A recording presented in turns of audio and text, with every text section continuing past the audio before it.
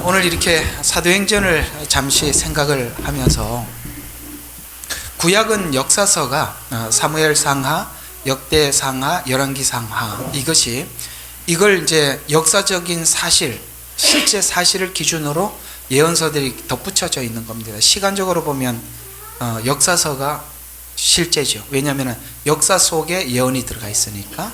그러니까 사무엘상하, 역대상하, 열왕기상하가 구약의 주류입니다. 그 역사적 사실 안에 예언서가 붙어 있어요. 붙어 있죠. 근데 신약은 역사서가 딱 한 권밖에 없어요. 그게 사도행전입니다. 근데 이 사도행전에서 설명하고자 하는 아주 중요한 핵심들을 사실은 우리 한국교회가 풀어내지를 못했습니다. 이것이 너무나도 중요한 이야기임에도 불구하고 풀어내지 못한 바람에 신약 속에서 하나님께서 우리에게 전하고자 하는 메시지에 핵을 놓쳐버리는 결과를 가져오게 됐습니다. 앞으로 제가 이 사도행전을 필연적으로 강의를 해드리겠습니다. 이 안에 굉장히 중요한 내용이 담겨 있는데, 사도행전은 보통 선교하자 이것밖에 못 썼어요. 항상 사도행전 1장 8절을 가지고 너희는 예루살렘과 유대와 사마리아 땅까지 증인이 되라. 그러므로 우리는 증인이 되어야 합니다. 선교사를 파송합시다.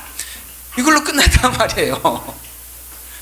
그건 일부분인데 그것이 사도행전을 전부 사로잡는 바람에 이 안에 유대인과 이방인이 어떻게 만났고, 잘 들어요? 이게 핵심이란 말이에요. 교회를 통해서 유대인과 이방인이 어떻게 만났고, 그 다음에 그 만남이 무엇인지를, 유대인의 이 언약이 이방인에게 어떻게 하나가 됐는지를 설명하고자 하는 것이 사도행전의 가장 중요한 이야기인데, 이 안에 이르는 하나님의 메시지는 빼버리고 움직이는 선교로 사람들에게 설명을 해서 선교하는데 설교만 했지, 이 안에서 하나님께서 과연 교회가 어떻게 세워져 갔고 어떻게 완성돼 갔는지, 유대인과 이방인이 어떻게 만났는지, 이것을 골로새서와 에베소서에서는 보충적으로 설명을 하고 있지만 실제적으로는 이렇게 하나가 되었다라는 이야기를 놓치는 바람에 여기 속에 흐르고 있는 유대인을 빼버리고 이방 교회만 섰다 이 말입니다. 그게 대체 신학이 지금 현재 이 사도행전을 완전히 망가뜨리는 바람에 지금 여러분들이 마지막 때를 보고 여기까지 왔다 하더라도 뭘 놓치느냐? 뭘 놓치는 거예요? 유대인에 관한 내용을 놓친다는 말이에요. 그러면 여러분 여기까지 잘하도 그 다음부터 잘못 가게 되어 있어요. 제가 그걸 발견했다는 거예요. 놀라워요. 오늘 이 본문을 한번 잠깐 풀어봅시다. 이런 이야기잖아요.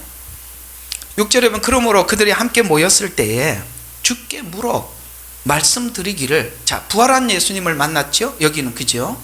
부활한 예수님께 물었어요. 뭐라 그러면은, 자, 이게요 킹 제임스에만 정확하게 나와 있어요. 개역개정에는 이렇게 안 나와 있다고요. 보세요. 주여, 이때에 이스라엘의 그 왕국, 이게 무슨 뜻이죠? 천년왕국. 지금 제자들은 이 질문을 뭐라고 이야기해요? 지금까지 그 전에도 한번 이런 일이 있어요. 당신의 나라가 임하거든. 이 당신의 나라는 천년왕국을 마음에 두고 있는 거예요. 왜냐하면 구약의 이스라엘 백성들은 계속 하나님이 천년왕국에 관한 약속을 했어요. 이스라엘이 이해하고 있는 예수님의 초림과 구원과 메시아는 우리가 지금 십자가에 죽으시고 우리를 죄를 대속하신 그런 메시아가 아니라, 메시아가 오면 천년왕국을 하나님께서 이스라엘에게 실현시킬 것이라는 구약의 수많은 약속들이 마음속에 있어서, 그래서 당신의 나라에 임하거든 이라고 말하는 이 당신의 나라는 천년왕국을 마음에 두고 있는 거예요. 전혀 우리가 이해하고 하는 건 다르다 이 말이에요. 그런데 문제는 이 천년왕국이 시작되기 위해서는 알리야 운동이 가장 먼저 일어나는 거예요. 이 알리야 없이 천년왕국이 없는데, 아시겠어요? 나 요즘 이렇게 알리야 때문에 이렇게 혼란스러운지 처음 알았어요. 그러면 둘 중에 하나입니다. 성경이 잘못됐던지 하나님 예언이 잘못됐던지, 저기 있는 돌아간 유대인들이 유대인이 아니라면, 물론 거기에 자칭 유대인이 있어요. 그들을 두고 하는 이야기가 아니란 말이에요. 하나님이 진짜 말씀하신 유대인을 이야기하는 거예요. 하나님이 유대인인지 아닌지 하나님 그걸 분별을 못 하겠어요? 하나님을 도대체 누구 수준으로, 우리 수준으로 보시는 거예요? DNA 검사하시는 하나님으로 그 정도로 생각하시는 거예요? 그건 하나님을 믿지 못하는 것입니다. 그럼 구약의 예언이 가짜든지 다 성경에 엇나가게 돼. 왜 그랬나 하고 봤더니 역시 이것도 유대인을 지우는 작업 중에 하나였습니다. 무섭지요? 참 교묘하고 거기에 대해서 사람들이 잘못 빠져드는 것에 대해서 정말 비통함을 느껴요. 참 슬퍼요. 진짜 마음에 딱 표현대로 하자면. 이럴 수가 있나? 여기까지 잘 와서 이제 여기 와서 또 갈라놓는구나. 그래, 그 다음에 또 뭘로 갈라놓지? 이제는 사단이 할 수 있는 작업은 다 하는구나, 이런 생각이 듭니다. 왜 당신의 나라에 임하거든 하나는 좌편에 우편이라고 하겠습니까? 천년 왕국을 마음에 두었기 때문에. 그래서 십자가에 죽으셨어요. 그래서 제자들이 다 갔어요. 이게 끝났는갑다. 근데 실제 예수님께서 말씀하신 대로 부활하셨죠? 만났어요. 그랬더니 이제부터 시작인갑다 하고 또 물어보는 거예요, 이게. 근데 개역개정에는 여기 6절이 어떻게 나와 있는지 한번 누가 주고 계신 분 있으면 읽어봐 주시겠어요? 6절?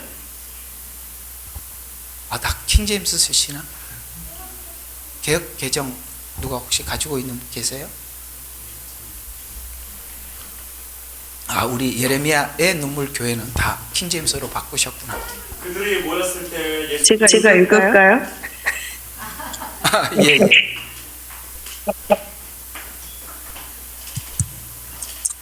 예, 누가 마이크.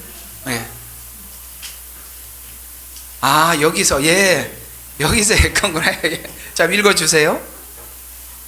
그들이 모였을 때 예수께 여쭈어 이르되 주께서 이스라엘 나라를 회복하심이 이때이니까 하니 이르시되 때와 시기는 아버지께서 자기의 권한에 두셨으니 너희가 알 바 아니오. 아멘. 여기까지. 자, 이스라엘의 나라라고 이야기를 하니까 지금 이스라엘은 지금까지 계속 천년 왕국이라는 번역으로 했다가 나라라고 해버리니까 사람들이 알아차릴 리가 없어요. 왕국이라고 정확하게 표현을 해주면 이스라엘이 지금까지 하나님께 기대했던 그걸 질문하는구나, 이렇게 금방 우리가 찾아낼 수 있단 말이에요. 코로나가 왔을 때도 전염병을 역병으로 번역을 해놓으니까 누가 요즘 역병이라는 말을 씁니까? 그리고 이 마지막 때도 다니엘서에 이미 하나님께서 우리에게 예언했어요. 기술을 늘려서, 지금 같은 이런 컴퓨터 기술이에요. 이런 기술을 가지고 조작할 것이라고 이미 다니엘서에서 말씀하셨는데 개역개정에는 전혀 알아차릴 수 없는 단어로 집어넣어놨어요. 이게 킹제임스만 찾아냈던 거예요. 그러면 제가 킹제임스를 자랑하는 게 아니라 그만큼 원문에 충실했다는 것입니다. 왜냐하면 우리가 가지고 있는 개역개정은 어떤 문제를 가지고 있냐면 이 천주교인들이 종교다원주의 아닙니까? 그렇게 하기 위해서 자꾸 말씀을 가장 정확한 표현을 해야 되는 그 지점에 가서는 돌려버렸단 말이에요. 알아차릴 수 없게 만들어놨단 말이에요. 지난날 청교도 혁명이나 청교도 운동이나 이런 것들이 이런 우리가 보고 있는 이런 개역개정 가지고 일어난 게 아니에요. 킹제임스 성경이기 때문에 그들의 신앙이 뚜렷해요. 표현이 정확하단 말이에요. 신앙은 이것도 아니고 저것도 아니고 그런 한자 표현이 뭐죠? 하여튼 그런 게 아니에요. 두리뭉실한 게 아니에요. 신앙은 생명을 걸 만큼 정확한 거예요. 아멘. 그럼에도 불구하고 우리가 왜 그렇게 하지 못하는, 성경이 선명하지 않으니까. 왕국이라는 표현이 얼마나, 요게 이 단어 하나지만 이 단어 하나가 우리가 캐치할 수도 있고 놓쳐버릴 수도 있는 거예요. 이 질문이 뭔지 아시겠습니까? 유대인들이 이해하고 있는 것으로 보라, 이 말이에요.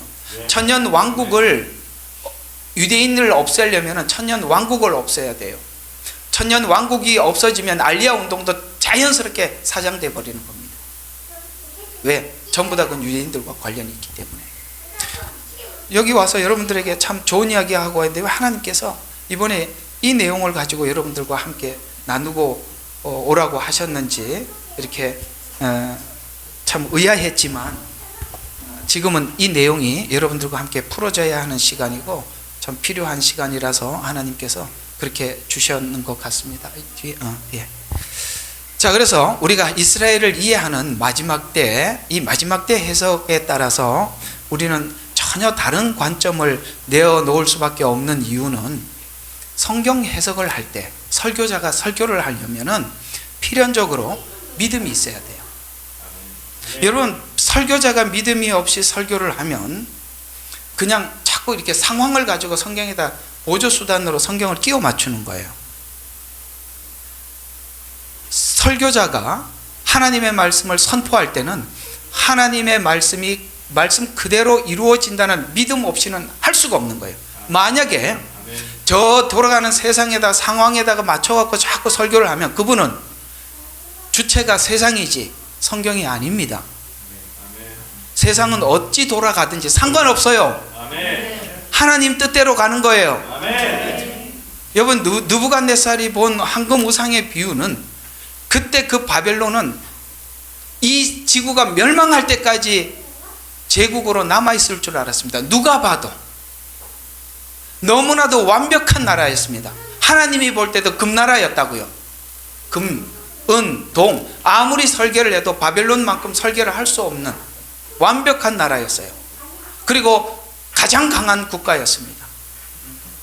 그런데 하나님이 느부갓네살 왕에게 그걸 보여주시고 다니엘 보고 해석하게 하셨죠. 놀랍게도 다니엘은 금나라가 무너지는 것을 눈으로 보고 죽습니다. 페르시아가 바벨론을 점령한 걸 보지요. 여러분, 이렇게 아무리 이스라엘이 가짜니 헛소리 하지 마십시오. 하나님 말씀대로 되는 거예요. 아멘. 절대 세상이 돌아가는 걸 가지고 성경을 보지 마세요. 모든 나라는 하나님의 손에 있습니다. 아멘. 그래서 세상 상황을 따라서 성경을 해석해서는 안 되고 성경 해석은 성경의 예언에 따라 믿음으로 해석해야 하는 것입니다. 왜냐하면 세상 상황이 어떻든지 세상은 성경의 예언에 따라 그저 성취될 뿐이기 때문에 그렇습니다. 그런 것처럼 세상이 흘러가는 방식에 따라 설교할 바에는 사실은 저는 양심상 설교자가 설교 안 하는 게 낫습니다. 사람들이 더 헷갈려요. 이해가 가요? 그럴 바에는 안 하는 게 낫다. 실제 제가 보면 이게 참 누구를 이렇게 이런 설교 진짜 하기 싫은 이야기인데 목회 안 하는 게 훨씬 하나님에 도움되는 분들이 너무 많아. 안 하는 게 100번 낫다고.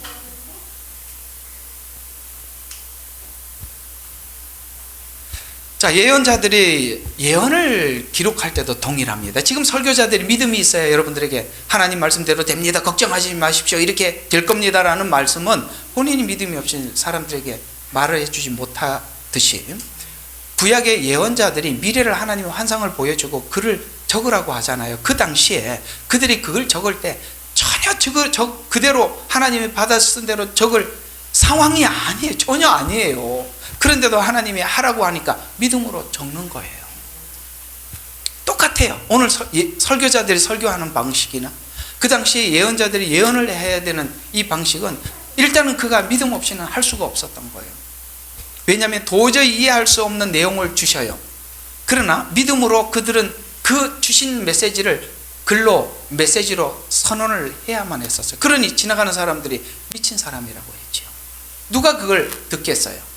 아무도 듣지. 세상이 이렇게 돌아가고 있는데 여러분들도 지금 이렇게 돌아가는 정황 속에 믿음을 가지고 하나님이 이루어 가시는 이 과정 속에 그게 옳고 그름을 우리가 분별을 하고 사람들한테 외치면 여러분들 정상이라는 소리 들었어요? 아니면 비정상이라고 그랬어요? 그럼요. 다 비정상이에요. 왜냐하면 세상을 기준으로 보는 사람과 성경을 가지고 하나님을 보는 사람은 다를 수밖에 없어요. 세상은 성경 반대로 가게 돼 있는데 도저히 이게 과연 돌이킬 수 있을까? 이게 성경대로 될까? 라는 생각이 이성적으로는 누구나 들 수밖에 없어요. 그렇지 않아요? 그런데요, 저는 확실하게 믿습니다. 뭘 믿냐면, 이 후 3년 반에 가게 되면, 그 요한계시록 후반부에 가보면 바벨론 성이 무너지는 말씀을 한순간에 무너져요. 여러분, 아무리 세상이 견고해 보이고 아무리 세상이 하나님을 대적할 수 있는 모든, 하나님이 뭘 하더라도 우리가 거기에 대항할 수 있는 준비를 하는 것 같아 보여도, 하나님께서는 성경에 시편에는 재미있게 하나님의 이렇게 콧김으로 날려버리신다고 말씀하고 있습니다. 그 하나님의 전능하심, 하나님의 말씀으로 우주 만물을 창조하신 하나님, 우리를 얼마나 사랑하시는지 자기 아들을 주셔서 우리를 구원하신 그 하나님, 그 하나님의 사랑의 넓고 큼과 하나님의 능력의 무한함과 하나님의 말씀하신 대로 이루시는 하나님의 그 능력에 대해서 우리가 믿는 믿음만이 이 모든 돌아가는 정황에 우리가 함몰되지 않고 하나님의 말씀을 붙잡고 끝까지 가는 것입니다. 하나님께서는 마지막까지 달아볼 겁니다. 근데 너가 나를 믿는지 믿지 않는지. 그래서 예언자들이 하나님께서 하나님을 믿지 못했더라면, 하나님을 믿지 않았다면 하나님이 주신 예언을 그는 기록할 수 없었을 것입니다. 그래서 예언자들은 누구보다 하나님을 믿고 신뢰했습니다. 예언을 기록할 때 현실적으로 보면 이스라엘이 처하는 상황으로는 도저히 불가능해 보였지만, 예언자들은 하나님의 약속은 이루어질 것을 믿는 믿음이 있었기에 예언을 기록했듯이 말이죠. 이때 예언자들이 사이에는 이런 일들이 있었어요. 자연스럽게 일어나는 일이 자기의 생각에 따라서, 이게 세상 상황에 따라서 예언하는 예언자들과 하나님이 주신 말씀을 따라 예언하는 종들과의 충돌이 필연적으로 일어나더라. 그래서 마태복음 24장에도 보면 재림장이잖아요. 그래서 끝에 가서 두 종이 충돌하는 사건을 기록했어요. 두 종, 어떤 종입니까? 하나는 주인이 더디 오리라 라고 이야기하는 사람, 그들은 술 취한 술 친구들과 더불어 술에 취해 있다고 말씀합니다. 이게 무슨 뜻이냐? 잘못된 복음 아래 자기들이 취해서 모르는 거예요. 그 그룹이 있다고요. 근데 동료 종들을 때린다고 했을 때 그 동료 종은 누굽니까? 참된 종이에요. 이것이 구약시대 때 똑같이 있었어요. 거짓 선지자들이, 대부분의 대중들은 굉장히 현실적이고 이성적이었기 때문에 거짓 선지자들을 따라왔어요. 그러나 참된 종들은 소수에 불과해서 끝까지 그 입을 치면서 더 이상 예언하지 말라고, 아시죠? 미가의 입을 치면서 그렇게 했듯이. 그러나 여러분, 거짓 선지자들의 종은 결국 하나님께서 그 예언대로 이루어지지 않은 것으로, 그건 하나님의 말씀이 아니라고 드러날 때 여러분 어떤 그룹에 속해 있을 것입니까? 결국은 여러분들에게, 개개인에게 묻는 거예요. 너 나를 믿느냐? 아시겠어요? 네 생각대로 믿어볼래? 너 나를 믿느냐?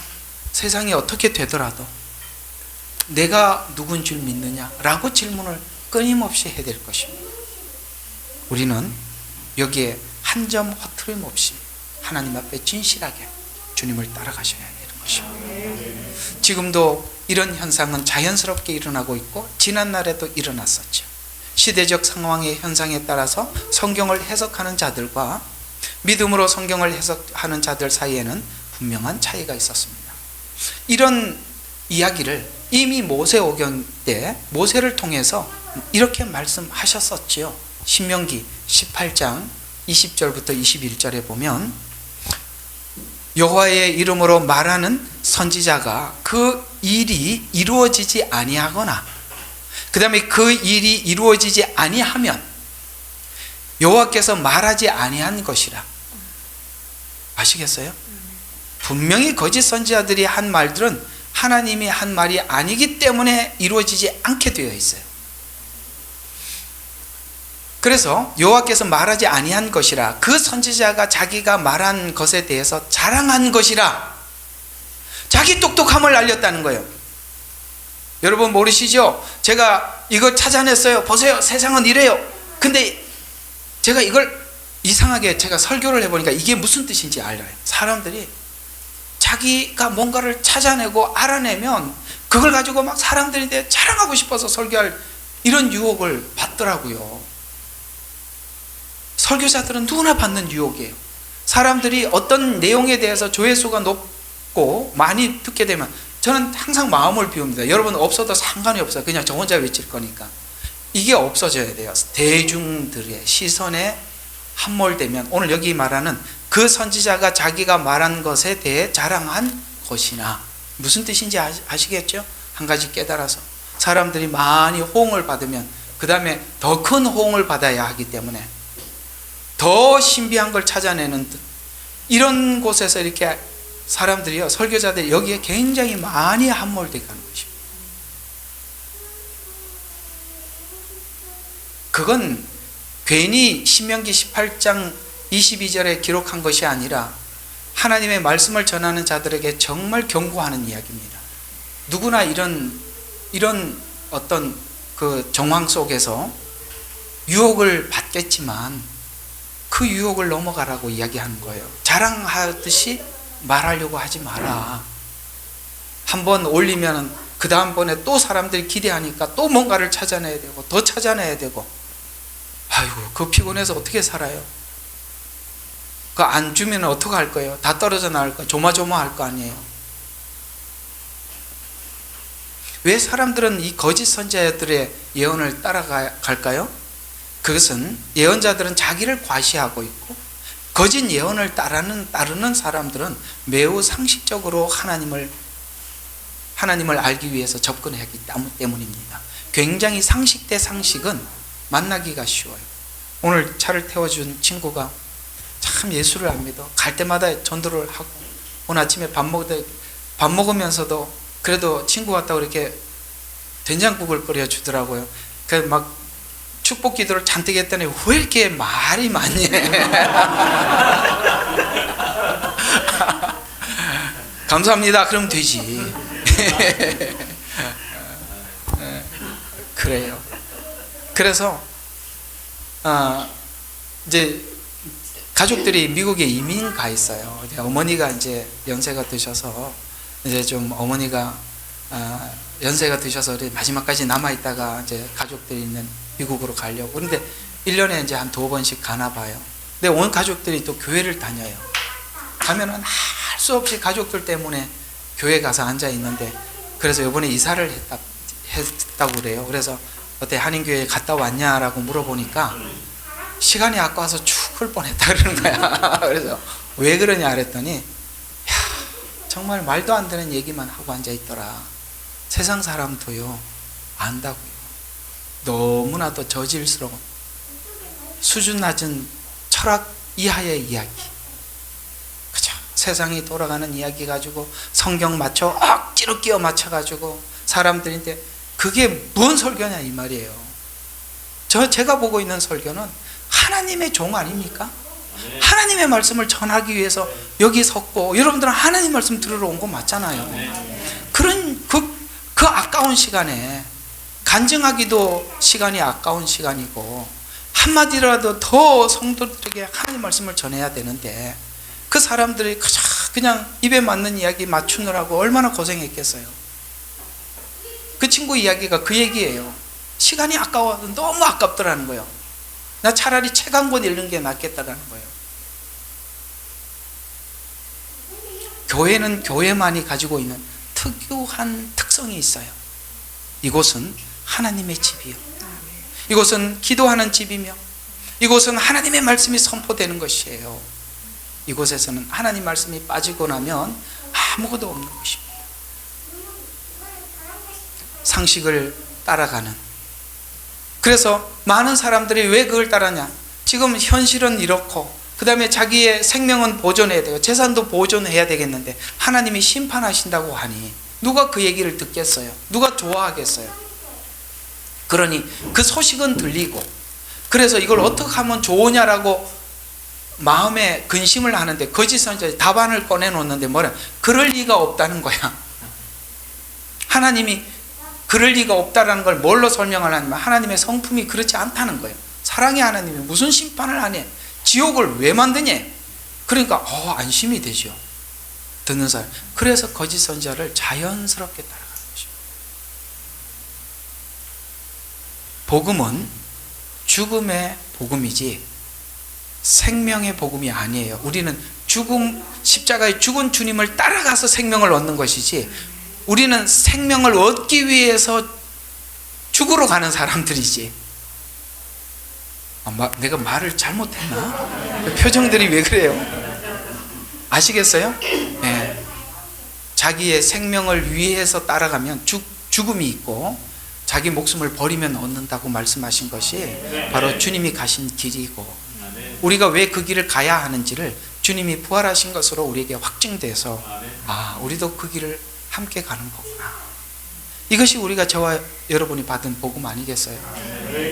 우리가 살려고 생각을 하면 거짓 선지자 복음에 함몰돼서 거기서 듣고 있겠죠. 그러나 우리가 자기를 부인하고 자기 십자가를 지고 주님을 따라갑시다 라고 한다면 아마 이 복음에 관심이 있게 될 것입니다. 많은 사람들은 살기 위해서 예수를 믿어요. 이미 주님께서 이 땅에 오셔서 이렇게 말씀하셨어요. 너희가 성경을 영생을 얻기 위해서 상고했기 때문에 아무 성경의 어떤 이야기도 알아듣지 못했다고 이야기하고 있어요. 여러분, 성경은 구원받기 위해서 믿는 것이 아니라 주님과 하나 되기 위해서 믿는 것이에요. 이상하게 우리가 내가 얻으려고 하는 구원만을 가지고 성경을 찾아보니까 예수님을 놓쳐버리는 것입니다.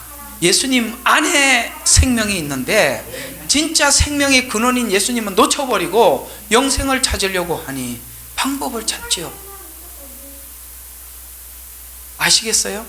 그래서 우리가 이 믿음이라는 것은 하나님께서 믿음이 믿음 되기까지 이성과 상식을 내려놓을 때 믿음이 들어오는 것이지 그 상식선에서 하나님을 찾으려고 하면 알 수가 없는 것입니다. 하나님은 원래 시편에서는 하나님을 하나님으로 이렇게 설명을 하고 있습니다. 우리는 요한계시록 끝에 가보면 나는 처음이요 나중이요 알파요 오메가요 이렇게 이야기하죠.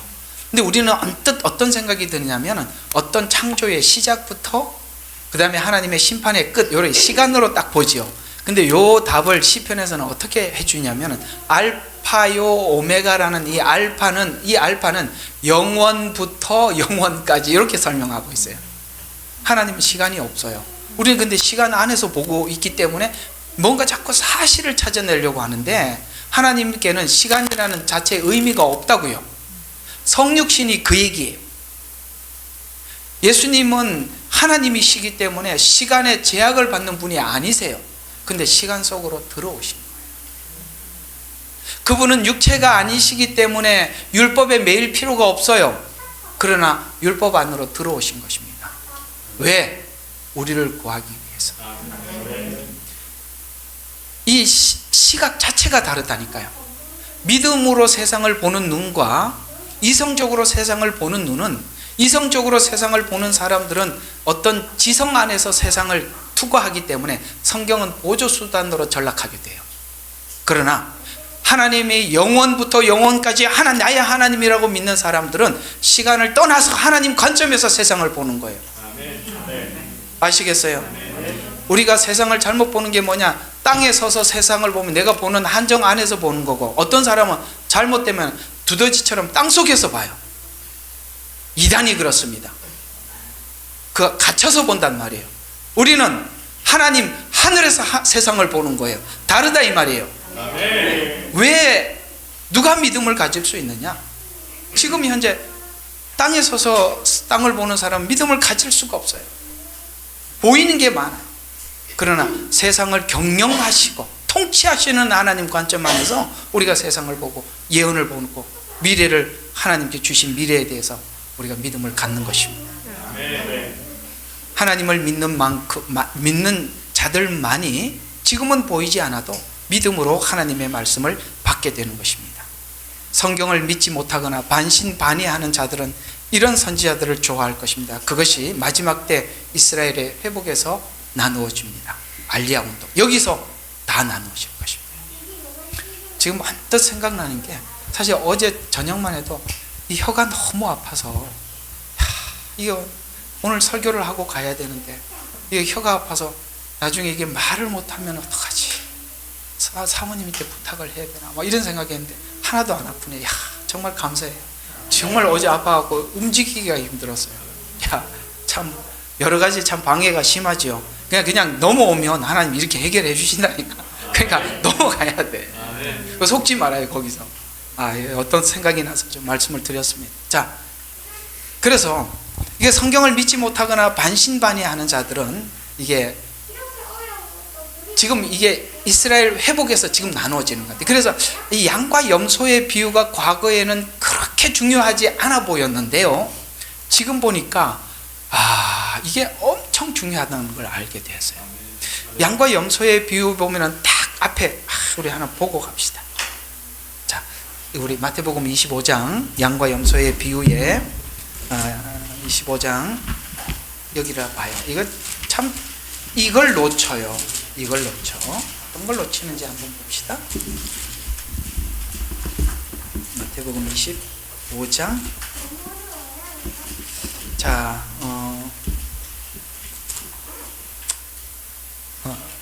31절입니다. 예, 한번 봅시다. 31절, 32절. 이 두 개만 봐도 돼요. 자, 인자가 그의 영광 중에 오고, 예수님 재림하신 거 맞죠? 영광 중에 왔습니다. 초림은 영광 중에 온 건 아니죠. 지금 이건 영광 중에 오고, 또 거룩한 천사들이 그와 함께 오면 그때에 그가 그의 영광의 보좌에 앉으리니. 자, 보좌에 앉아서 심판하신다는 얘기예요. 근데 여기 어떤 이야기가 나오느냐? 그 앞에, 자, 그 다음에 여러분, 그 앞에, 그 다음에 뭐라고 나와 있죠? 모든 민족을. 오케이. 요게 중요한 겁니다. 모든 민족. 자, 마태복음은 누가 누구에게 쓴 거? 유대인에게 쓴 서신입니다. 그래서 여기서 말하는 모든 민족은 유대인 이외의 모든 민족을 이야기하는 것입니다. 됐죠? 여기에서 그거 아닌 것 같은데요 라고 할 얘기 아무도 없습니다. 여기서 말하는 모든 민족은 이스라엘을 제외한 모든 나라들을 이야기하는 것입니다. 저는 이게 옛날에는 별로 중요하지 않아 보였어요. 지금은 이게 굉장히 중요한 예언이라는 것을 알게 되었습니다. 알리야 운동을 부정하거나 천년왕국을 부정해버리면 성경이 완전히 닫히게 되고 어떤 방법으로 해석을 했더라도 분명히 어긋나 있습니다. 어떻게 해석을 했더라도 무조건 잘못 해석하게 돼 있어요. 대체 신학이라고 자기가 얘기를 하면서도 몰라요. 말을 하면서도 모른다니까요. 양과 염소의 비유에 여기 작은 자는 누군지 아시죠? 이건 이스라엘을 이야기하는 것입니다. 왜냐하면 하나님께서 이스라엘을 선택할 때 너는 많은 민족 중에서 작은 민족을 너희들을 택했다고 구약에서 말씀하셨어요. 이 작은 자는 이스라엘이에요. 이스라엘은 마지막 때 엄청난 고난을 당할 것입니다. 7년 환란이라는 주체는 실제 이스라엘이 그 주체예요. 엄청난 환란을 당합니다. 그때 옥에 갇히기도 하고 목마르기도 하고, 또 하나는 뭐죠? 세 개인데 세 개 중에 항상 두 개만 생각이 옥에 갇히고 목마르기도 하고, 그 다음에 뭐 할 때 이렇게 찾아와줘, 뭐 해줘, 뭐 이렇게 얘기할 때 이상하게 어떤 사람은 자기가 했던 걸 다 기억해요. 그래서 내가 다 했는데요? 이렇게 이야기하고, 어떤 사람은 내가 언제 그랬습니까? 양쪽에 있는 사람은 내가 언제 했냐 이렇게 생각을 하고, 염소 쪽은 뭐라고 합니까? 내가 했다는 거야. 여러분, 기억하는 것과 기억하지 않는 것의 차이가 뭐죠? 단순해요. 그건 뭐냐면 마땅히 해야 할 일을 한 거는 생각이 안 나고, 이거 안 해도 되는 거는 생각이 나죠. 그러니까 이게 뭐냐면 자식들에게 한 거는 하나도 생각이 안 나는데 옆집에 돈 빌려주고 떼인 거는 평생 안 잊어먹어요. 자식들이 아무리 돈 빌려갖고 갚아줄게 떼먹어도 생각이 안 나요. 갚아주면 언제 빌려줬지? 이런 생각이 나요. 왜? 마땅히 해야 될 거. 사도행전이 말하는 유대인과 이방인은 하나가 된 것에 대해서, 하나에 대해서 의심이 없어요. 마땅한 거예요. 놀랍죠? 이게 이렇게 풀어지는 이야기라는 걸 누가 상상했겠어요? 내가 갇혔을 때 돌아봐 주었다. 왜? 이스라엘은 내 눈동자라. 내가 고난을 당할 때 함께 기도해 주었고 나와 함께 해줬다. 이 이야기가 옛날에는 막연하게 들렸고, 누구에게도 이것이 모든 민족이라는 말을 놓쳐버리니까, 누가 또 예레미야 방에 누가 전화가 왔어요. 어떤 전도사님이 전도하러 다니지. 왜 그러냐 그랬더니 구제를 해야 구원을 받는데, 그 왜 그러냐니까 요게 요 내용. 그래서 목사님 따라가야 돼요 말아야 돼요 그래서 가지 말라고 그랬어요. 그 얘기가 아니니까. 구제 사역을 해야 구원을 받는 게 아니라고 얘기를 해줬습니다. 이 이야기 그렇게 엉뚱하게 갈 수도 있는 이야기입니다. 이 마지막 때 이 부분에 대해서 분명히 나눠질 것입니다. 그래서 마지막 때를 성경대로 믿음과 상식과 이성에 따라서 믿는 자와 갈라짐이, 그 중심에 알리야 운동이 있는데요. 알리야라는 어떤 이야기냐면, 히브리어로 기억해 두세요. 이 알리야라는 말이 올라가다, 이주하다 이런 뜻이에요. 올라가다, 어디로 올라가느냐. 그 이스라엘 백성들이 이해하고 있는 예루살렘은 예루살렘에서 여리고로 내려가다가 강도 만났다라고 이렇게 표현했죠. 그래서 예루살렘은 이스라엘이 생각할 때 항상 올라가는 지점이에요. 정점이란 말이에요. 그래서 올라가다라는 말은 예루살렘으로 다시 돌아가다, 또 이주하다. 이주한다는 말은 뭐냐? 다른 나라에 갔다가 다시 돌아간다, 이런 뜻이 알리야라는 뜻이에요. 이게 알리야라는 말은 알고 써야 돼요. 그래서 요즘 이 알리야 운동에 대해서 사람들이 말이 많은데, 알리야 운동을 절대 부정할 수 없는 분명한 근거는 구약에 너무나도 많이 약속이 되어 있어요. 알리야는 약속이 되어 있는 것이고, 하나님은 알리야 운동과 함께 이스라엘을 7년 환란을 통해서 마지막 추수를 할 것을 수도 없이 구약에 약속을 했고, 그들은 이 마지막 때 그것을 우상에게 절하지 않고 믿음으로 견뎌서 육체로, 이게 제가 설명 많이 했을 거예요. 육체로 천년 왕국에 들어간다고 말씀을 여러 번 드렸었습니다. 그래서 알리야 운동을 절대 부정할 수 없는 분명한 근거는 성경의 모든 언약이 이스라엘과 하나님 사이에 약속이었는데, 이스라엘은 언약의 당사자이기 때문에 그렇습니다. 그런데 그 이스라엘과의 우리의 이방인들과의 만남을 하는 교회를 통해서, 그래서 교회는 유대인이나 이방인이나 자유자나 종인, 이런 거 읽어보셨죠?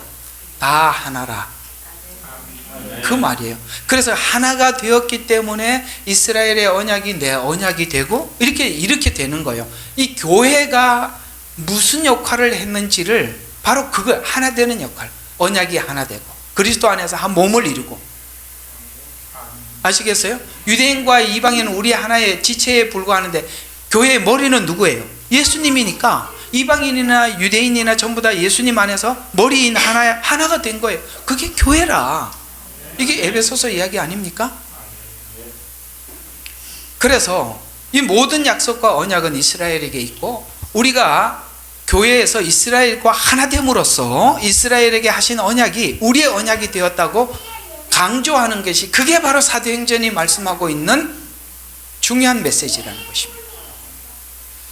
이스라엘 언약이, 하나님은 이스라엘과 언약한 이 언약이 변함없이, 이스라엘이 실수를 하든 넘어지든 무너지든 하나님은 계속 그 언약대로 이끌어 가십니다.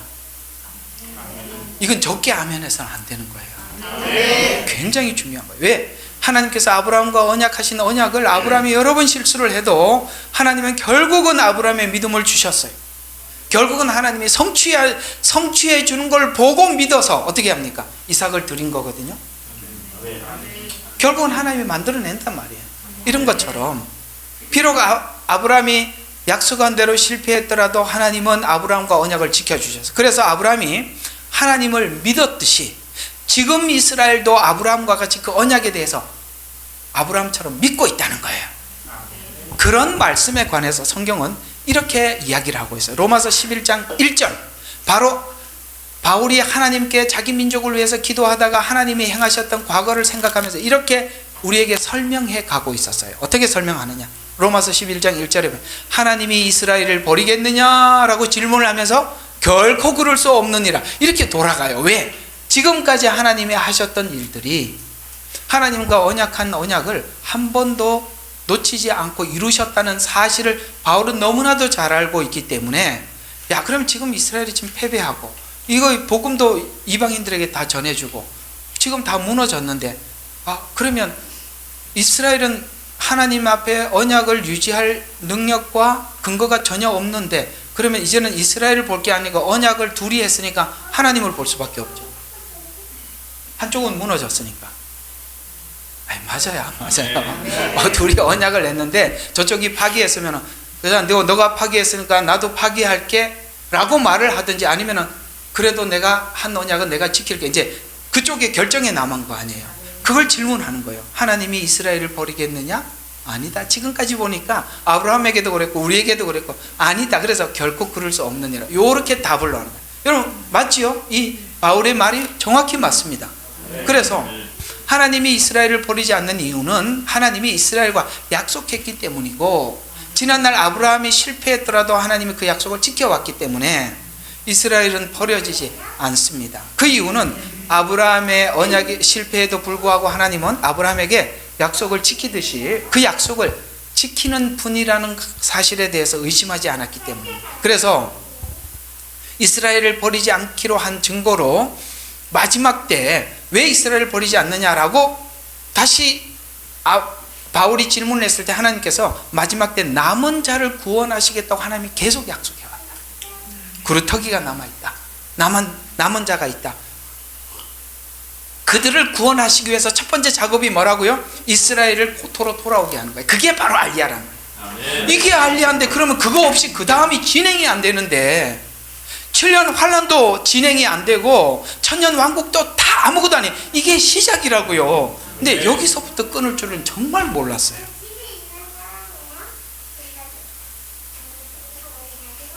그래서 우리가 평상시에 사람들이 이게 중요하지 않아 보여서 외쳤던 이야기가 실제 그 시대가 오니까 이 메시지가 그렇게 중요하다는 걸 느껴요. 이스라엘 백성들이 바벨론 포로로 잡혀갔을 때 여러분 생각해 봐요. 감옥에 가 있으면 감옥에서 뭐만 세고 앉아 있겠어요? 출소할 날만 생각하고 있지 않겠어요? 거기 무슨 희망이 있어요? 바빌론의 포로로 잡혀갔던 그들이 무엇만 생각하겠어요? 하나님 우리를 언제 여기서 빼줄까? 나중에 보니까 에레미야가 이미 예언했는데 그때는 귀에 안 들어왔다고요. 왜? 포로로 잡혀갈 거라고 생각을 안 했기 때문에. 그래서 생각을 해보니까 에레미야에게 70년이라고 정해놨어. 와 70년이면 후에 돌아간다. 이걸 바벨론 사람들이 들으면 못 가게 할 거 아니에요. 그래서 자기들끼리 이 말을 서로 주고받기 위해서 묵시문학이 생긴 거예요. 그게 예언서예요. 묵시문학이니까 남은 못 알아들어. 자기들끼리만 대화가 돼. 비유 성경에 보면 씨 뿌리는 비유가 그 얘기예요. 씨 뿌리는 비유로 사람들 대중들에게 다 모여서 대중들이 다 알아듣는 말로 할 줄 알았는데 씨 뿌리는 자가 뿌리러 나가서 마치 농사꾼이 농사하던 당연한 이야기를 하는데 아니 뭐 설교 귀한 정말 무슨 설교를 들을 줄 아는데 그 얘기를 우리 다 알고 있는데 저는 왜 하지? 그래서 제자들이 이거 괜히 한 이야기는 아닌 것 같고 물어보죠. 왜 이 비유로 말씀하시나이까? 라고 했을 때 예수님이 이렇게 말씀하시죠. 하나님 나라의 비밀을, 그게 하나님 나라는 비밀이래요. 비밀을 너희에게는 허락되었으나 저희에게는 허락되지 않아서 똑같이 듣지만 누구는 알아듣고 누구는 못 알아듣고. 왜? 저들은 알면 방해할 거니까. 이해가 가요? 그래서 그들에게 닫아버립니다.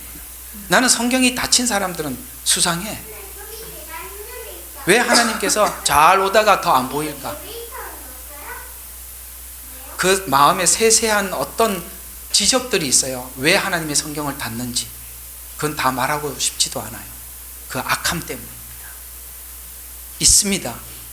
우리가 알지 못해. 선한 것 같아 보이지만 그 속에 악한 뭔가가 있어요. 그게 뭔지는 정말 같은 목회자로서 자존심 상해서 말 못하겠습니다. 그런 게 있어요. 참 있습니다. 어쨌든 그래요. 그래서 곧 돌아올 것이라고 약속을 해요. 이 약속은 너무나도 많아요. 그러니까 이 사실을 이해하고 있는 제자들은 야, 예수님 십자가에 죽으시고 부활까지 했으니까 드디어 시작인갑다 라고 생각을 하고 오늘 물어봤던 질문이 그 질문이에요. 이제 왜 그렇게 물었는지 이것이 너무나도 많이 나와 있는데 정말 분명하게 나와 있는 이야기, 알리야 운동에 대해 구약의 예언 몇 군데만 살펴보도록 하지요. 이사야서 11장 11절과 12절에 이렇게 말씀하셨어요. 여호와께서 다시 한번 손을 펴사 그 백성의 남은 자를 구속하시리라. 그리고 잘 봐요. 그들은 애굽, 아수르, 바벨론, 그레데, 하맛, 해변의 섬들로부터 이게 뭐예요? 이스라엘이 AD 70년에 다 흩어졌어요. 지금 그 흩어진 이야기를 애굽에 흩어지고 아수르에 흩어지고 아시겠어요? 그라데, 하맛, 해변의 섬들로부터 모을 것이라. 지금 대륙에 건너갔단 말이에요. 해변의 섬들. 거기 있는 내 백성들이 다 흩어져 있을 때 내가 다 모을 것이다. 그래서 뭘 하려고? 남은 자를 구속하기 위해서 고토로 데리고 오겠다라고 이사야서 11장 11절부터 12절에 말씀하셨어요. 어때요? 이거 정확히 알리야 이야기 맞지요? 예. 그래서 이스라엘 백성들이 다양한 나라에 흩어진 백성 중에 남은 자를 구속하기 위해서 모으시겠다는 내용이고, 에스겔서 36장 24절에도 내가 너희를 모든 민족 중에서 모으고, 다 흩어졌단 말이에요. 모든 민족 중에서 모으고 모든 나라에서 모아, 민족 중에 모으고 나라에서 모아 본토로 데려오리라. 왜 여기 없다고 이야기하는 거예요? 왜 그게 시온주의자들이라고만 합니까? 일부 있어요. 지도자들 알고 있습니다. 또 예레미야서 30장 3절에는 여호와께서 이스라엘과 유다의 포로를 돌아오게 하시며 내가 그들에게 나의 말씀을 주며 그들의 땅에 거하리라. 그들의 땅이 어디예요? 지난날 아브라함에게 약속했던 그 땅, 지금 그 이스라엘 땅 말이에요. 내가 그 땅에 거하리라. 이게 누구 이야기예요? 전부 다. 예. 지금 에스겔서, 예레미야서, 이사야서 각 부분에서 제가 하나 뽑았지만 실제 더 많이 나와 있는데 그냥 이렇게 핵심만 뽑은 거예요. 알리야 운동이 없다고요? 그들이 자칭 유대인이라고요? 또 다른 대체신학을 한꺼풀 알고 넘어왔는데 다음 장에서 지워져 버린 겁니다. 이 언약을 알고 있었던 제자들은 이제 그걸 알고 있으니까 하나님 나라에 당신의 왕국이 임할 때가 지금이니까 라고 물은 건 당연한 거예요. 그런데 주님은 뭐라고 말씀하시냐? 그 뒤에 때와 시기는 아버지의 권한에 두었다. 그럼 무슨 말이에요? 지금 아니라는 거죠. 그게 7년이에요. 천년 왕국이에요. 7년이 지나야 천년 왕국에 들어가니까 이 때와 권한은 아버지께 두었다. 그 다음에 너희는, 여기서 말하는 너희는, 물론 우리는 다 그걸 교회로 받아, 맞아요. 틀린 이야기는 아는데 일단 여기서는 당사자가 누구냐? 예수님과 제자들이잖아요. 그러면 너희라고 말할 때 그때 너희는 누굴까요? 예, 유대인입니다. 그래서 이 유대인이 흩어지는 것은 하나님이 복음을 위해서 흩어지시고 그 다음에 재림을 위해서 다시 모으는 겁니다. 놀랍지요? 여러분 고마워요, 안 고마워요? 여러분 유대인들 돌팔매질 던져야 되겠어요. 저는 고맙다고 생각이 들어요. 사실 우리가, 여러분들이 예수 믿어갖고 처음에 여러분들이 예수님을 믿어서 여러분들의 선교사 같은 부르심을 받았을 때 여러분 그 악한 진영에 있다가 여러분 자신이 빠져나왔고 그곳에 복음을 전할 때 여러분들이 쉽게 전하는 사람 아무도 없어요. 가정의 선교사가 돼보면 누구보다 어려움이 찾아와요. 3, 4대 예수 믿은 가정은 모르는 게 있어요. 얼마나 거기서 싸워야 하고 그곳에서 얼마나 기도해야 하며 얼마나 사단이 방해를 하는지. 물론 그런 사이에 은혜는 있습니다만 이 땅의 전체 모든 민족 안에 이스라엘로 본다면 이스라엘은 하나님의 말씀을 전해주기 위해서 그들은 그 사단으로부터 많은 민족들을 이스라엘을 미워하게 하고 그 역사를 보면 이렇게 비참할 수가 없어요. 이 세상에서 전쟁의 횟수가 가장 많은 나라가 이스라엘입니다. 두 번째가 대한민국이에요. 알고 계세요? 네. 참 유사한 성향을 가지고 있어서 참 우리가 그들을 많이 이해하는 데 도움은 되지만 왜 그렇게 이스라엘이라는 나라는 이유 없이 미움을 당할까? 그는 영적인 문제예요. 어떤 사단의 세력이 그 하나님을 미워하는, 하나님의 메시지를 전하는, 목사가 돼서 여러분들에게 복음을 전하기까지 순조롭게 온 것 같습니까? 수많은 장애물을 넘어와야 하고 극복하고 그걸 극복하면서 얻은 경험을 가지고 여러분들과 함께 나누고 이러는 과정이 있듯이 이스라엘에게도 그런 일들이 있었던 것입니다. 그래서 너희는 사마리아와 땅끝까지 이르러 증인이 되리라. 되라라고 아니라 되라는, 네가 좀 해라라는 이야기야. 되리라는 말이 되라와 되리라는 차이가 있어요. 그럴 수밖에 없는, 되리라. 강제로 이주시켰으니 그렇게 할 수밖에 없었어. 하나님이 시간이 되면 돌아오라고 하니 그렇게 될 수밖에 없는, 그게 종의 역할이에요. 종은 자기 뜻대로 가는 게 아니라 그 부르시니가 이렇게 발령을 내고 돌아오라 그리고 그런 거 하잖아요. 네. 그렇듯이 되리라라는 말은 그런 의미를 가지고 있는 것입니다. 이스라엘은 예수님을 십자가에 못 박은 것으로 역할이 끝났다라고 주장을 하시더라고. 보통 그렇게 하시는 분들이 아주 사악한, 근악한 복음입니다. 무슨 이스라엘이 왜 끝났습니까? 아까 바울이 질문을 했죠. 이스라엘을 버리겠느냐? 뭐라고 그 뒤에? 결코 그럴 수 없느니라. 그건 어떻게 해석할 건데? 참 너무 나쁜 사람들이에요. 이스라엘은 너무 악해. 이스라엘은 예수님을 십자가에 못 박았고 그들의 역할은 끝났어. 이렇게 이야기하더라고요. 그게 믿어지면 거기 가세요. 너무 화가 나. 너무 단순해 생각들이. 로마서 9장 4절과 5절에 보면 그들은 이스라엘인들이라 그들에게는 양자됨과 영광과 언약과 율법을 주심과 하나님을 섬김과 약속들이 있고 조상들도 그들의 조상이며 육신으로는 그리스도께서 그들에게 나셨으며 그는 만물 위에 계셔서 영원히 송축받으실 하나님이라. 이런 것처럼 하나님께서는 이스라엘에게 언약해 주시고 그 언약을 이방인 모두에게 나누어 주기 위해서 이스라엘을 그렇게 사용했다라고 말씀하고 있는 것입니다. 이스라엘은 특권을 가지고 있었고 이 특권을 이방인에게 나누어 줄 부르심이 있었는데 이방인은 유대인을 보내 증언함으로써 믿게 되었다라고 그들의 수고에 대해서 하나님은 이렇게 말씀해 주셨어요. 로마서 10장 14절과 15절에 보면 그 이스라엘이 이방인 우리에게 이런 역할을 했다고 이렇게 설명해요. 그런즉 그들이 믿지 아니한 일을 어찌 부르리요? 우리가 예수님을 믿고 신앙했을 때 네가 믿었기 때문에 주님을 부르는 거 아니냐, 맞지요? 이렇게 질문을 하면서 듣지도 못하는 일을 어찌 믿으리요? 그렇죠. 못 들었는데 어떻게 믿겠어요? 그 다음에 전파하는 이가 없이 어찌 들으리요? 점점 이제 거꾸로 올라가죠. 파송되지 않는데 어찌 전파리요? 이게 어떤 이야기를 지금 바울이 어떤 논리로 하는 거냐면 너희는 가서 예루살렘과 유대와 사마리아 땅끝까지 복음을 전파하라고 했는데 하나님이 그들을 보냈다는 이야기를 하는 거예요.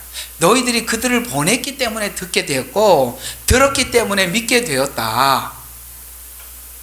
그것이 흩어지는 것이 강제로 흩어진 것 같아 보이지만 이방인들의 구원을 위해서 내가 흩은 것이라고 보냈다라고 뒤에서는 설명을 하고 있는 거예요.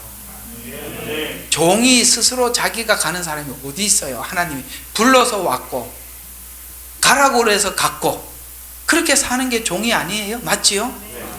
그러니까 발령을 성도들이 그 목사를 받아들인 게 아니라 하나님이 발령을 해서 거기 간 거예요. 이런 것처럼 이렇게 역으로 이렇게 하나님의 종이라는 관점에서 이스라엘의 흩어짐을 이렇게 설명을 해준 거예요. 그러면서 그 뒤에 이렇게 이야기합니다. 화평의 복음을 전하는 좋은, 이상하게 복음이란 복음인데 복음이라는 것에 여러 가지 십자가 복음 이렇게 할 수도 있는데 무슨 복음이라고 앞에 붙였죠? 화평. 왜 화평입니까? 유대인과 이방인이 교회 안에서 화평되었잖아요. 그래서 화평, 이 단어라는 거 그냥 쓴 게 아니라 이 말이에요. 그래서 화평의 복음을 전하는 좋은 자들의 기쁜 소식을 가져오는 자들이 발이 얼마나 아름다운가. 그들이 흩어져서 너희들이 전해받았을 때 그 발이 참 아름다운 발이었다, 이렇게 말씀하고 있어요. 이스라엘이 전해준 복음으로 이방인이 믿어 구원을 얻게 되었다고 로마서 10장 16절과 17절에, 그러나 그들이 모두 복음에 순종한 것은 아니라 이사야가 말하기를 주여 우리가 전한 복음을 누가 믿었나이까 라고 하였으니 그러므로 믿음은 들음으로 나오며 들음은 하나님의 그리스도의 말씀에 의해서니라. 다 믿은 것은 아니다. 그래서 남은 자라는 거예요. 어쩌면 이 교회 안에서도 이 복음이 전해졌을 때 하나님이 계속 내가 온 것은 뭐라고 얘기했습니까? 타작마당을 정하게 해서 여기서 조금이라도 다른 자들은 다 갈라내서 진짜 알곡은 창고에 들이고 거기에 조금이라도 죽정이들은 꺼지지 않는 불에 던지기 위해서 왔다.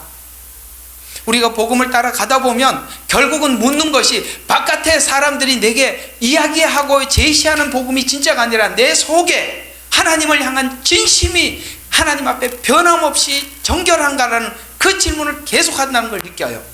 아멘. 그렇지 않으면 우리는 반드시 엇나가게 되어 있다고요. 하나님이 얼마나 이 타작마당을 어수선하게 대충 한 게 아니라 얼마나 정하게 만든지 몰라요. 이스라엘이 전한 복음을 전했지만 그들은 실제 전한 복음은, 이스라엘은 이걸 위해서 하나님의 보냄을 받았는데 놀랍게도 이스라엘은 자기들이 전하고 있으면서 뭘 전하는지 몰라요. 그래서 로마서 10장 19절과 20절, 그러나 내가 말하노니 이스라엘이 알지 못했느냐? 먼저 모세가 말하기를 내가 내 백성이 아닌 그들로 너희로 질투나게 하여. 이게 뭐냐? 이게 누가 한번 묻더라고요. 야, 마지막 때 이스라엘이 지금 우리가 막 휴거돼서 올라가는, 누가 부르는지 여기 와 있구나. 이방인들이 휴거되는 걸 보고 그래서 이스라엘이 돌아오나요? 라고 묻는데 그게 아니라 이스라엘은 율법적으로 하나님을 섬겨서 마음에 없어도 하나님을 섬겨요. 근데 우리는 진심으로 사랑하거든요. 같은 하나님을 섬기는데도 너무 달라. 그들은 율법적으로 섬기고 의식적으로 섬기는데 이상하게 이방인들은 예수님의 사랑을 가슴에 품고 하나님의 말씀에 자발적으로 순종하고 아멘하고, 이게 너무 다른 거예요. 우리 만약에 두 사람이 있다고 한다면 누구에게 진심으로 사랑해서 따르는 사람과 월급 받으니까 죽지 못해서 하는 사람하고 보면은 표시가 나요, 안 나요? 그럼 둘이 좀 비교가 되겠죠. 그게 시기가 나요. 나는 지금까지 하나님을 섬겨왔는데 이방인들은 어찌 그렇게 하나님을 위해서 이렇게 마음을 다해서 사랑할까? 그게 시기가 나더라고요. 사랑해서 질투가 나는 거예요. 답이 됐죠? 그래서 어리석은 민족으로 인하여 너희가 진노하게 하리라 하였으나 이사야는 담대하게 말하기를 내가 나를 찾지 않는 자들에게 발견되었으면, 이방인이에요. 나에게 묻지 않는 자들에게 나타났느니라 하였고, 이스라엘에게는 그가 말하기를 내가 온종일 불순종하여 거역하는 백성에게 손을 계속 뻗치고, 이방인들의 그 하나님을 사랑하는 것을 보면서 계속 하나님은 지금 이스라엘에게 손을 뻗치고 있다, 이렇게 설명해요. 이게 진짜다. 쟤들을 봐라. 둘째 아들이 나갔다 돌아와서 얼마나 하나님 아버지께 순종했겠어요. 첫째 아들이 그걸 보고 야, 이상하다. 저놈은 갔다가 왔는데도 잘하고 나는 지금까지 잘했는데 이게 뭐가 다르지 하고 생각하지 않겠어요? 그 차이라는 거예요. 이어서 나오는 11장 1절에 보면 하나님께서 자기 백성을 버리셨느냐? 결코 그럴 수 없느냐? 아까 말씀드린 그게 이어서 나옵니다. 그래서 11장 12절에 보면 이스라엘의 실족으로 이방인이 부요하게 되었다. 그들이 충만해지면, 이게 바로 이방인들이, 그러니까 이스라엘이 버린, 아까 이방 여인이 주인이 떨어지는 부스러기를 먹어서 오늘 우리가 이렇게 됐단 말이에요.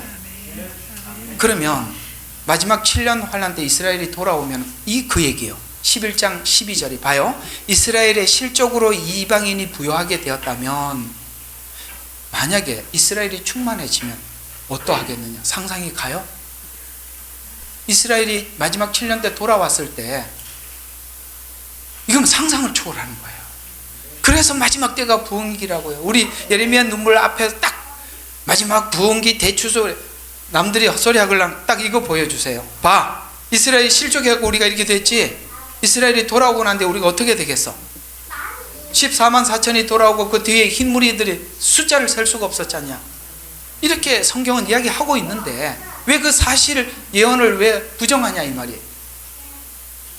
그래서 그들이 충만해지면 어떠하겠느냐? 이스라엘이 지난날 바벨론에서 충만해졌어요. 이게 이제 구약의 계시록을 보는 눈은 다니엘서에서 열어놓은 거예요. 다니엘서에서 어떻게 성경의 계시록을 설명할 걸지 알고 계시록을 보셔야 돼요. 다니엘서를 놓쳐버리면 계시록 전체를 놓쳐요. 근데 다니엘서 1장부터 6장까지가 가장 핵심이에요. 그게 뭐냐? 다니엘 세 친구와 다니엘의 믿음을 지켜서 느부갓네살 왕과 바벨론이 구원받았다, 회복됐다. 이게 핵심이에요. 이걸 위해서 뒤에 환란이 준비되었다, 이렇게 설명하고 있는 거예요. 근데 우리 뒤에 환란만 이게 끊어놓잖아요. 그 세 친구 믿음은 세 친구 믿음이고 다니엘 믿음은 다니엘 믿음, 이렇게 끊어버렸잖아요. 아니요, 앞에 믿음을 설명을 하고 이런 놀라운 역사가 이 환란을 통해서 일어날 것이다 라고 뒤에 환란을 집어넣은 거예요. 이게 성경 구조라고요. 그래서 이 말은 14만 4천과 흰옷 입은 많은 무리들의 이야기는 유대인들에게 굳이 설명을 안 해줘도 다 알기 때문에 그냥 그렇게 집어넣은 거예요. 7장과 14장에. 왜? 얘들은 다 안단 말이에요, 구약을. 우리는 그걸 모르니까 그렇게 얘기하는 거고, 굳이 이 사람들이 무슨 집안 12,000, 14만 4천 이런 얘기를 이미 알고 있는 사람들, 이해가 가요? 그러니까 그들이 하는 언어를 알고 보라 이 말이에요. 그래서 알리야 운동을 거부하는 것은 성경 예언과 언약의 핵심을 거부하는 것과 같습니다. 알리야 운동에 대한 부정은 그냥 제가 설교 준비를 위해서 써온 그대로 한다면 자신이 염소라고 자인하는 행위다. 인자가 자기 영광으로 모든 천사들과 함께 올 때 자기가 영광의 보좌에 앉으리니 라고 하고 말씀하죠. 모든 민족, 그때 양과 염소를 나누리라. 종말론도 알리야 운동을 거부한 채 대체 신학으로 사단은 대체물로 갖다 두었어요. 그러니까 이게 아까 얘기한 게 그거예요. 대체 신학이 올라가고 예언서 접근을 하는데 전부 다 엉터리로 설명하는데, 그 대체 신학이라고 알아냈는데 알리야 운동에서 턱 걸릴 줄은 나는 진짜 상상도 못했어요. 거기서 또 걸리는구나.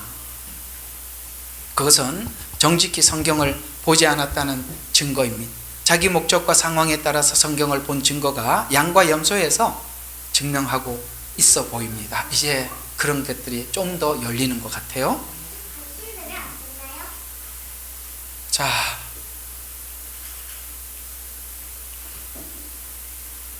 좀 쭉 지나가서 그래서 우리가 이렇게까지 온 것이 그게 무슨 영향인가 이렇게 좀 생각을 해보면, 이게 교회 안에서 이 이스라엘에 대한 이해와 이런 이야기들이 에베소서와 골로새서가 너희는 지난날 하나님과 떨어져 있었고 하나 되지 못했고, 이런 에베소서의 이야기들이 우리는 바로 어떻게 하냐면 그와 떨어졌다고 말하는 그는 하나님으로 이렇게 지칭을 이해를 설교를 해왔는 거 맞죠? 그렇게 아마 많이 들었을 것입니다. 그런데 에베소서는 아까 교회가 뭐라, 유대인과 이방인이 하나가 되는 자리라고 그랬죠. 그 이스라엘은 언약을 가지고 들어온 거고 우리는 십자가 사랑으로 주님 앞에 들어온 거예요. 그 같이 들어와 있어요. 그래서 이 교회는 몸이에요. 근데 머리는 누구죠? 예수님이니까 그냥 예수님 안에서 서로가 하나가 돼버린 거예요. 요게 이제 에베소서 이야기고, 그게 어떻게 발전돼서 완성되었는가 그 과정을 설명한 게 사도행전이에요. 그게 하나가 됐잖아요. 그래서 이상하게도 예수님이 머리가 하나인데 반유대적 성향을 집어넣어놓은 바람에 뭐예요? 그게 이렇게 유대인과 끊어지고 나하고 하나님과 직접 연결해 유대인들은 빠져났다고 얘기하는데, 실제 우리 이방교회는 하나님으로부터 언약을 받은 게 1도 없죠. 그렇죠? 천국 열쇠도 베드로에게 준 거지. 그렇죠? 교황은 자기가 열쇠를 가지고 다니는데 금열쇠 하나 들고 다니던데, 그게 자기가 천국을 열 권한도 있고 닫을 권한도 있대네. 그래서 자기가 베드로의 후계자래요. 왜냐하면 베드로가 준 열쇠 자기가 들고 있다고. 참 입에서 욕이 안 나오니까 다행입니다. 이런 정신병자들이 어디 있어요? 이건 정신병 수준이죠. 근데 우리가 알게 모르게 이런 반유대적 성향을 가지고 있습니다. 천주교가 얼마나 유대인을 싫어하고 미워하는지 아시죠? 그들이 대체 신학을 만들어 놨어요. 그걸 개신교회가 개혁을 하고 나오면서 그걸 눈에 보지 못해서 여전히 천주교가 닫아놓은 대체 신학을 그대로, 저도 신학교 관련된 일을 많이 했습니다. 지금 신학교에서 배우는 모든 신학은 대체 신학을 기초로 만들어 놓은 신학들. 그러니 뭐 어떻게 알겠어요? 그러니까 그렇게 외치는 거예요. 기도해 주세요. 요한계시록 21장에 가보면 이스라엘 12지파의 이름이 기록되어 있다고 합니다. 왜요? 기독교에서 구약과 예언의, 기독교회는 구약의 예언과 그 다음에 그 언약 위에 세워졌고 자연스럽게 예언이 성취되어 가요. 그러니까 우리가 신약교회가 구약 없이 세워진 게 아니에요. 하나님이 구약의 언약 위에 신약교회가 세워졌죠. 구약은 계속 하시는 말이, 메시지의 끝이 뭐죠? 내가 그때 그날 언젠가 내가 메시아를 보내줄 것이다. 그때 모든 것이 회복될 것이다. 하나님은 그걸로 계속 구약의 예언을 마치죠. 그 예언 위에 교회가 세워졌어요. 그리고 그 교회 안에 이방인들을 불러 모았어요. 이제 그 그림을 확실하게 그리고 계셔야 됩니다. 네, 제가 가도 잊지 마시기를 바랍니다. 그래서 알리아 운동은 단순한 견해 차이 정도가 아니라 뿌리와 근원 자체를 부정하는 것입니다. 그러나 기독교회가 유대 율법주의 안으로 돌아가는 주장도 문제가 상당히 많은 것입니다. 우리가 유대인들이 우리의 언약의 주체니까, 우리가 그들이 원줄기니까 우리가 거기에 붙자.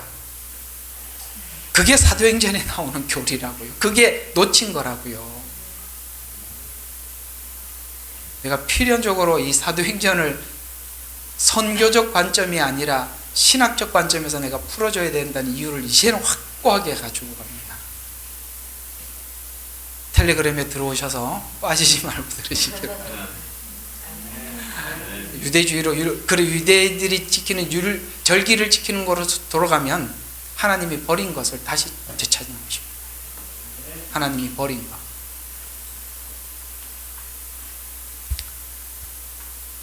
자, 조금 시간이 지나서요. 그래서 알리아 운동 시작으로 종말이 시작되며 알리아는 반드시 일어날 것이라고 성경은 못 박았습니다. 예수님은 이 세대가 지나가기 전에 이 모든 것이 이루어질 것이다 라고 말씀하시면서 뒤에 이런 말을 덧붙이죠. 하늘과 땅은 없어질지라도 내가 한 말은 없어지지 않을 것이라 라는 말을 단서를 붙인, 그것이 앞에 어떤 이야기냐면은 이 세대가 지나가기 전에 다 이루어질 것이다. 이게 이제 굉장히 난해한 거예요. 이 세대라고 이야기한다면 예수님 살아계신 그 당대 그 세대를 이야기하는 거죠. 이 세대라고 했으니까. 그죠?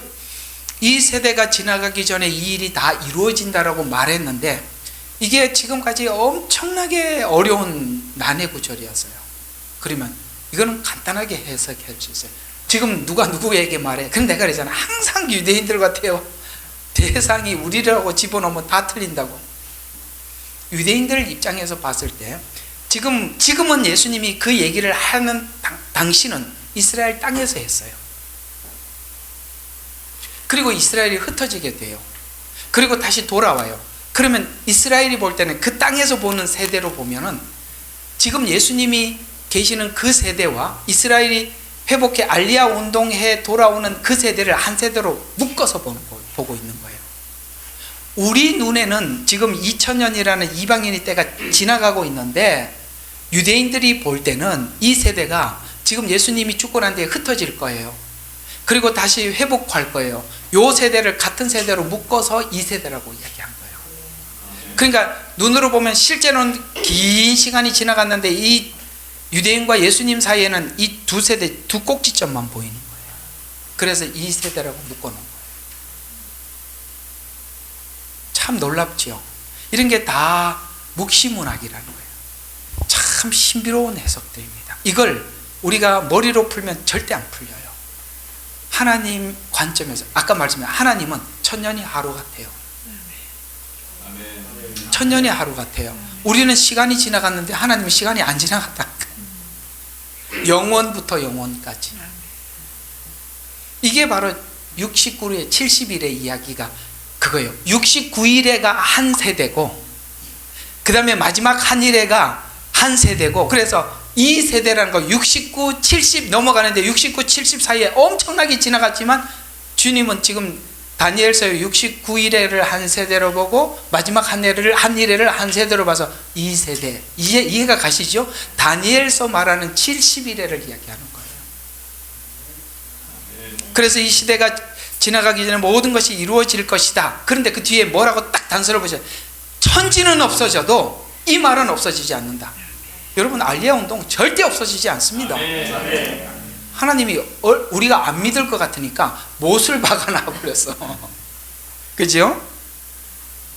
알리야 운동은 단순한 종말을 알리는 시간에 불과한 것이 아니라 알리야는 이스라엘을 구원하기 위한 하나님의 언약이고 이스라엘은 하나님께서 구원해야 될 남은 자가 있다라고 말씀하셨어요.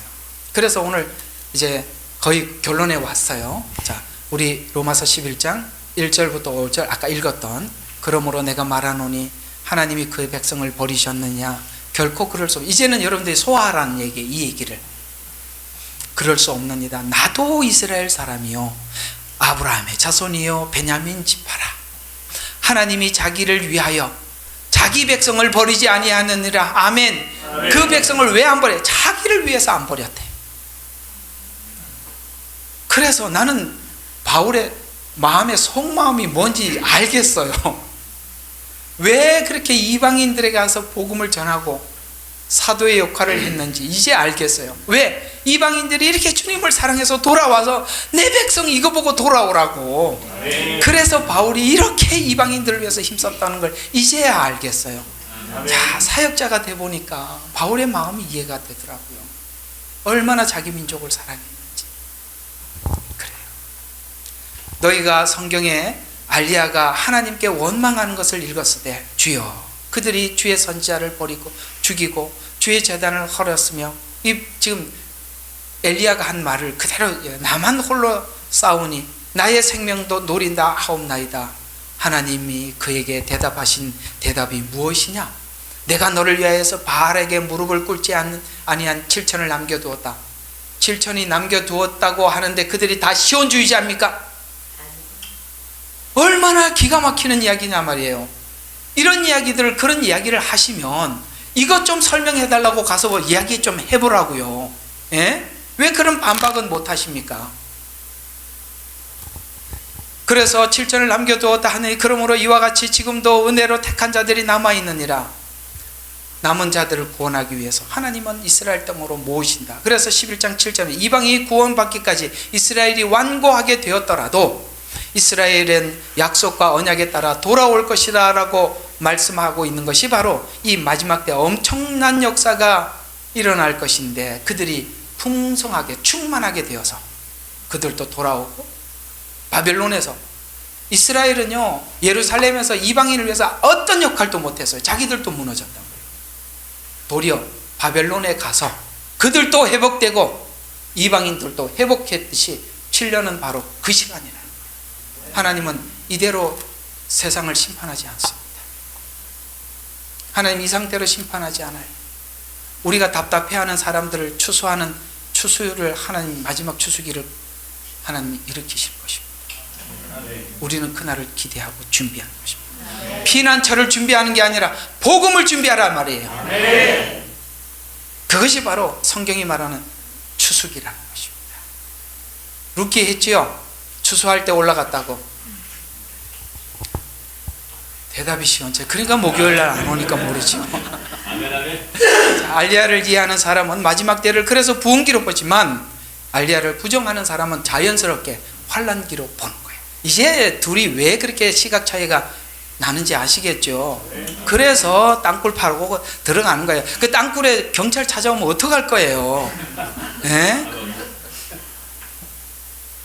대피처를 준비하고 살려는 것밖에 없지만 복음을 가진 사람들은 죽음 이후에 부활이 있음을 알기에 우리는 믿음으로 나가는 것입니다. 자, 정리하겠습니다. 구약에 하나님의 말씀을 하나님께서 계시해 주셨을 때 가감 없이 믿음으로 선포했던 참 선지자들의 말이 옳았어요. 거짓 선지자들의 말이 옳았어요. 우리는 내내 봐왔어요. 마지막 때에 다수의 거짓 선지자들이 활동한다는 것을. 참 선지자들은 너무나도 현실과 동떨어진, 지금 세상이 이렇게 돼가고 있는데 현실적으로 봐라, 가능한 일이냐 라고 이야기하고 있는데, 참 선지자들은 하나님이 어떤 분인 줄 알기에 그는 가감없이 하나님의 말씀을 담대하게 외칠 수 있었습니다. 신명기에서 말씀하신 것처럼 봐라, 그것이 이루어지는 것과 이루어지지 않는 것을 보고 누가 참인지 알게 될 것이다. 사랑하는 여러분, 오늘 이렇게 결론적으로 여러분들에게 말씀을 내려놓고 돌아가면서 사실 우리 사모님이 얘기했던 그 걱정스러운 이야기가 여러분들에게 걱정이 되지 않기를 바랍니다. 저 양떼들이 잘 따라올까? 목사님, 보니까 금방 태어난 양들도 있고요, 황자왕하는 양들도 있는데 너무 안타까워. 잘 따라올까? 몇 번을 이야기하기에 이게 뭔 소린가 했더니, 우리 마지막 때 여럿이 10명이 가다가 9명으로 줄고 8명이 남고 7명이 남고 어쩌면 여러분 홀로 가야 하는 외길이 될 수도 있어요.